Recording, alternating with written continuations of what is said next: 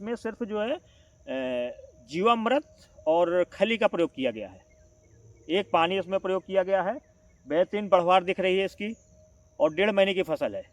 तो आप मैं सभी किसान भाइयों से निवेदन करना चाहूँगा कि आप थोड़ा थोड़ा करके आप यूरिया DAP ये कम करिए और देसी गोबर की खाद, गौ आधारित खेती पर आइए।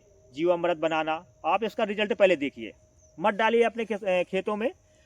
शुरुआत में स्टार्टिंग में आप सिर्फ जो है जीवामृत का प्रयोग करके थोड़े से 1 बीघा या आधे बीघे से प्रयोग करिए। इससे क्या है कि आपको उसकी क्वालिटी समझ में आ जाएगी। और जो आप अनाज खाते हैं, जैसे गेहूं हो गया, चना हो गया, कुछ भी चीज़ हो गई, तो उसमें आप प्रयास करिए कि जो आप खाते हो तो वो जहर मत खाइए। थोड़े से एरिया में अपने खाने के लिए जो है ये गोबर की खाद, जीवामृत, इसका प्रयोग करिए। फिर इसके बाद आप खुद रिजल्ट देखेंगे कि हाँ वास्तव में इसमें ताकत है। और जो हमारे अनावश्यक अवांछित बीड्स बोलते हैं, जो खरपतवार बोलते हैं, ये उगाते हैं, ये उगना धीरे धीरे बंद हो जाएगा। जैसा कि देख रहे हैं मटर का खेत है। अधिकांश लोगों के खेतों में देखा है हमने, मटर के खेत में बहुत ज़्यादा खरपतवार है, लेकिन हमारे यहाँ एक भी खरपतवार नहीं दिख रहा। पूरा खेत जो है साफ दिख रहा है। किसान भाइयों, राम राम, नमस्कार। जैसा कि आप देख रहे हैं, मैं मटर की खेत में खड़ा हुआ हूँ। ये हरा मटर कहलाता है। तो देख रहे हैं आप ये मटर, इसमें 1.5 महीने 1.5 महीने की फसल हो चुकी है ये आपकी। आप देख रहे होंगे इसमें एक भी खरपतवार नहीं दिख रहा, क्योंकि अधिकांश क्या है कि जितना आप DAP, यूरिया और ये फर्टिलाइज़र का उपयोग करेंगे, उतने ही आपके ज़मीन में चारा, खरपतवार उगेगा। इसलिए ये जो है जीवामृत और खली का प्रयोग किया गया है। एक पानी इसमें प्रयोग किया गया है। बेहतरीन बढ़वार दिख रही है इसकी और 1.5 महीने की फसल है। तो आप मैं सभी किसान भाइयों से निवेदन करना चाहूँगा कि आप थोड़ा थोड़ा करके आप यूरिया DAP ये कम करिए और देसी गोबर की खाद, गौ आधारित खेती पर आइए। जीवामृत बनाना, आप इसका रिजल्ट पहले देखिए, मत डालिए अपने खेतों में। शुरुआत में स्टार्टिंग में आप सिर्फ जो है जीवामृत का प्रयोग करके थोड़े से 1 बीघा या आधे बीघे से प्रयोग करिए।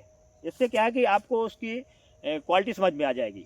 और जो आप अनाज खाते हैं, जैसे गेहूं हो गया, चना हो गया, कुछ भी चीज़ हो गई, तो उसमें आप प्रयास करिए कि जो आप खाते हो तो वो जहर मत खाइए। थोड़े से एरिया में अपने खाने के लिए जो है ये गोबर की खाद, जीवामृत, इसका प्रयोग करिए। फिर इसके बाद आप खुद रिजल्ट देखेंगे कि हाँ वास्तव में इसमें ताकत है। और जो हमारे अनावश्यक अवांछित बीड्स बोलते हैं, जो खरपतवार बोलते हैं, ये उगाते हैं, ये उगना धीरे धीरे बंद हो जाएगा। जैसा कि देख रहे हैं मटर का खेत है। अधिकांश लोगों के खेतों में देखा है हमने, मटर के खेत में बहुत ज़्यादा खरपतवार है, लेकिन हमारे यहाँ एक भी खरपतवार नहीं दिख रहा। पूरा खेत जो है साफ दिख रहा है। ये जितने ही आप फर्टिलाइज़र का उपयोग करेंगे, उतने ही ज़्यादा आपको ये समस्याओं से घिरे रहेंगे। और इसमें अगर आप देसी पद्धति से प्राकृतिक खेती करते हैं, तो उसमें रोग बीमारियां भी बहुत कम आती हैं। अधिकांश कहीं कहीं थोड़ा बहुत देखा गया है, बहुत कम आती है। और जितना फर्टिलाइज़र आप उपयोग करें, उतने ही ज़्यादा आपको रोग बीमारी कीड़े लगते हैं फसल में। इसलिए मैं आपसे निवेदन करना चाहूँगा कि आप भी ये जहरीली खेती, जहर मुक्त खेती पे आइए। आप जो है जहर को छोड़िए, जहर मुक्त खेती के धीरे धीरे प्रयास करिए। आपके पास 10 बीघे, 5 बीघे, 50 बीघे ज़मीन है, तो 1-2 बीघे शुरुआत करिए। जो खाने के लिए आप उगाते हैं थोड़ा सा, तो 1-2 बीघे से शुरुआत करिए। देखिए कि मैं जो बोल रहा हूँ उसका रिजल्ट आ रहा है कि नहीं आ रहा। अगर आ रहा है तो इसके बाद धीरे धीरे आप उसको बढ़ाते जाइए। वास्तव में आप बेहतरीन रिजल्ट देखेंगे। गौ आधारित खेती का बेहतरीन रिजल्ट निकलता है। अब जैसा मैं 2014 से प्राकृतिक खेती कर रहा हूँ, गौ आधारित, कुछ नहीं डाल रहा हूँ। लोग यहाँ पागल कहते थे, ठीक है, अपन पागल बने रहे, लेकिन आज किसान खुद एक्सेप्ट कर रहा है कि हाँ प्राकृतिक खेती में दम है। और DAP, यूरिया से धीरे धीरे किसानों का रुझान कम होता जा रहा है, क्योंकि वो रिजल्ट देख रहे हैं, ज़मीन बंजर होती जा रही है। इसलिए आप लोगों से निवेदन करूँगा कि आप लोग भी हमारे साथ आइए और समाज को जहर मुक्त अनाज को प्रदान किया जाए।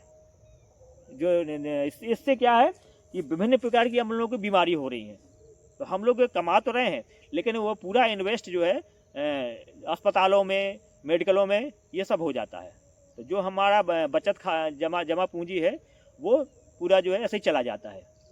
इसलिए इसको देखते हुए आप लोग भी आइए और अपना समाज को, अपने को स्वस्थ रहने के लिए प्राकृतिक खेती कीजिए। नमस्कार। वीडियो कैसा लगा जरूर बताइएगा। जय हिंद किसान भाइयों।